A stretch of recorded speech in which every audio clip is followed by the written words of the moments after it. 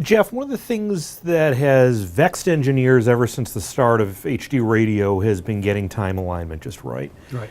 And there are more and more vehicles out there now. I know I drive one of them that has HD built in, and when a station doesn't have it locked right on, you're going in and out of the HD coverage. You get those pesky delay issues. You now have an option within the X3 to help finally maybe solve that once and for all? Yeah, when we were working with the modulation monitor manufacturers on adapting our ACI protocol to allow those monitors to basically talk to our processor to adjust the delay, it occurred to me that why do we need all this external stuff, right? The delay is in the processor anyway, and so why not put the measurement algorithm in that particular piece of hardware?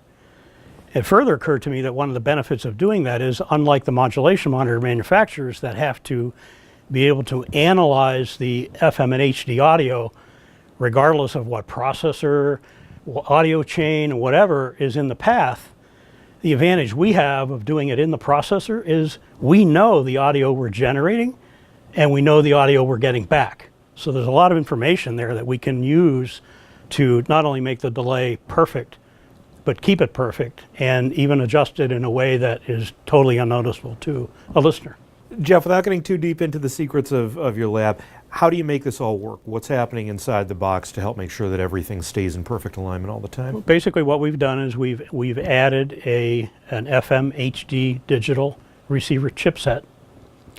The hardware has 2 RF inputs, a high level, in case you're getting a sample from your transmitter site, low level, in case you want to get the signal from an antenna, for instance. And out of that chipset, we have digital versions of the FM and the HD audio.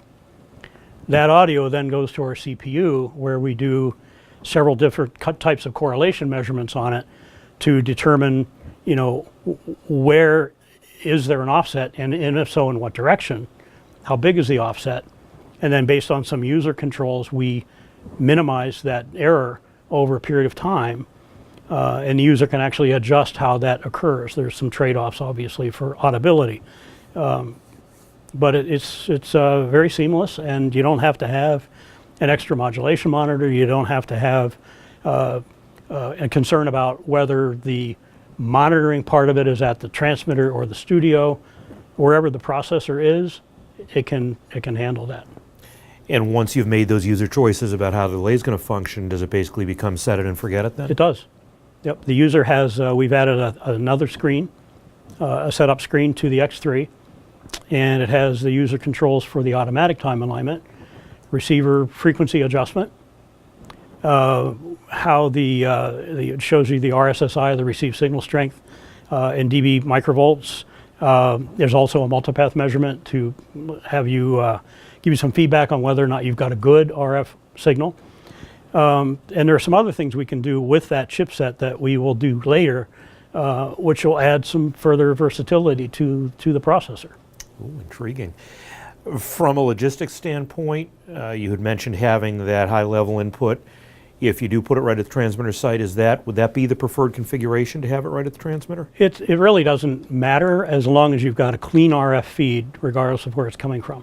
Now, if you're putting the processor at the studio and the studio's 50 miles from a Class A, that's a problem, obviously, because signal strength and signal quality are paramount to getting a good measurement.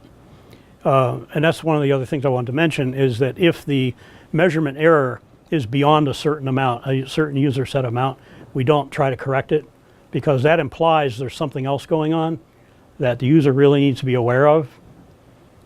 And we do have a limited amount of delay we can apply as well. So, if the offset measures 27 seconds of delay, there's something else going on. And it'll let you know at that point, hey, Yes. I've got a problem. Yes.